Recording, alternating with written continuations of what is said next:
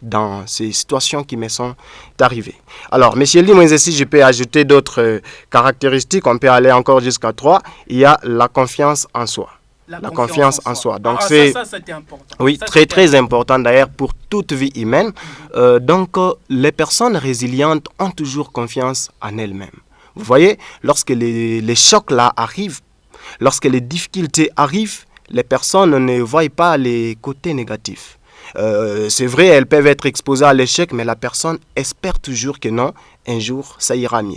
Voilà, c'est l'une des caractéristiques. Nous avons aussi l'une des caractéristiques que moi j'appelle la plus importante.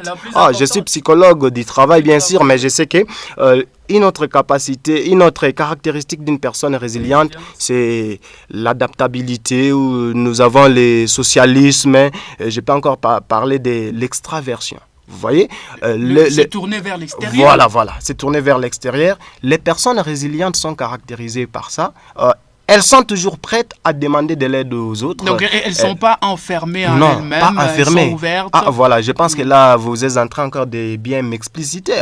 C'est ça, l'extériorisation. Ce sont les personnes qui, lorsqu'elles vivent, lorsqu'elles rencontrent des difficultés, des chocs, elles ne gardent pas ça pour elles-mêmes, mais elles demandent de l'aide aux autres. Cher ami, qu'est-ce que je peux faire? Voici à quel niveau je me retrouve. Je suis cogné, je suis arrêté, je ne sais pas comment avancer. Qu'est-ce que je peux faire? Donc, c'est une caractéristique très importante que je suis en train de partager et de proposer à tout le monde qui nous suit en ce moment, surtout les auditeurs de cette belle radio. Donc, la sociabilité est très importante dans la vie. Vous pouvez être très intelligent, vous pouvez tout avoir, mais lorsque vous n'avez pas développé un bon réseau social, vous voyez que cela vous fera défaut. Alors, M. Moïse, permettez que je finisse par cette dernière caractéristique, c'est notamment l'optimisme. L'optimisme, c'est le contraire du pessimisme. Donc, ne soyez pas pessimiste, ne voyez pas toujours les mauvais côtés dans la vie. En toute difficulté, voyez toujours les bons côtés. Vous l'avez compris, aimable auditeur, tel que Ibert Malanga vient de le dire, vous les auditeurs, le fidèle auditeur de notre radio au Phoenix, que la résilience, en tout cas pour moi, je pense que c'est que je compris en ces paroles que la résilience, c'est tout un processus dynamique où on acquiert, où on se développe au fil du temps, notamment grâce à des facteurs de protection comme l'estime de soi tel qu'il a souligné, les compétences de résolution de problèmes, ou même le soutien social. Donc pour moi c'est une qualité essentielle pour traverser des périodes de turbulences et de stress de manière constructive. Une autre question avant que nous puissions chuter avec vous, Ibert Malanga. Quels sont les principaux facteurs qui favorisent la résilience psychologique en quelques mots? Oui, merci M. Limoué. En quelques mots, les facteurs sont aussi divers. Les facteurs qui favorisent, qui encouragent ou qui accompagnent la résilience psychologique, nous avons entre autres les soutiens sociaux. Je pense que nous venions tout à l'heure d'en parler même. Nous avons parlé parmi les caractéristiques de la personne résiliente, nous avons aussi l'adaptabilité. Ça pousse la personne vers un réseau social. Alors ici, le soutien que nous avons de notre environnement proche ou lointain est aussi très important et cela augmente en nous les degrés ou les niveaux de résilience. Raison pour laquelle si vous avez un réseau social, ça peut être les membres de la famille, une équipe d'amis, une équipe d'études, les personnes qui sont prêtes à vous soutenir dans tout ce que vous faites, dans vos difficultés, dans vos angoisses. Donc ce sont les personnes que vous ne devez pas quitter. Mais lorsque vous rencontrez que vous avez des difficultés et qu'il y a les personnes qui font semblant de ces difficultés-là, en tout cas je vous conseille de ne pas les tuer, mais vous pouvez tout simplement tourner les dos et chercher un réseau social qui puisse vous soutenir. C'est ça l'un des facteurs. Bon, on ne dit pas de laisser ses amis. Bon, oui, je n'ai pas dit de les tuer. Voilà. Ouais.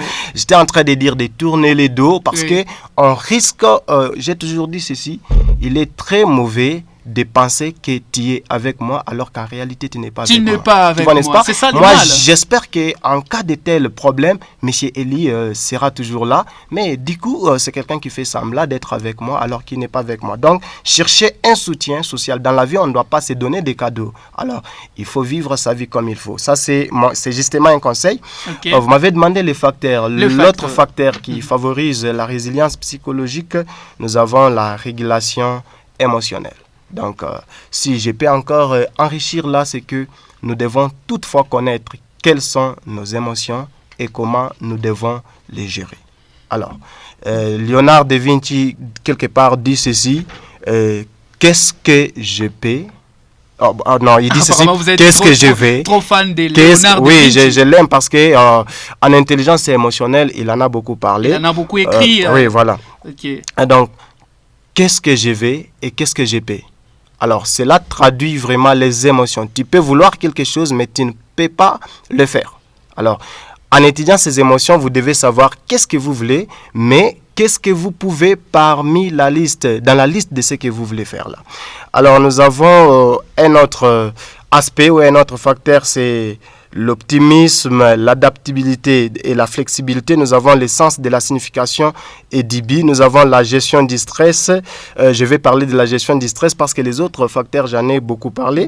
Beaucoup épinglé, bien sûr. Voilà. Nous avons la gestion du stress. C'est un facteur aussi qui peut favoriser votre résilience psychologique.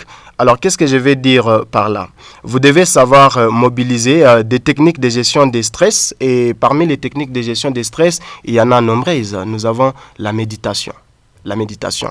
Les gens aiment trop prendre part dans des réunions. Comme ici, c'est une réunion. Nous aimons trop prendre part dans des réunions publiques. Nous sommes en train de faire une réunion dans ce studio et ce beau cadre de la radio Phoenix. Mais M. Eli Mwenze, vous savez, la réunion que moi je recommande, la réunion que moi j'ai toujours recommandée, c'est la réunion non pas avec les autres, mais la réunion avec soi-même. La réunion avec c'est ça la méditation. Si vous prenez par jour 15 minutes dans une réunion avec vous-même, vous apprendrez beaucoup de vous-même et vous allez développer votre résilience psychologique. Essayez cela et vous retournerez dire merci à la radio Phoenix. Alors, M. Eli Mwenze, je ne vais pas être très long. L'émission est encore beaucoup de jours.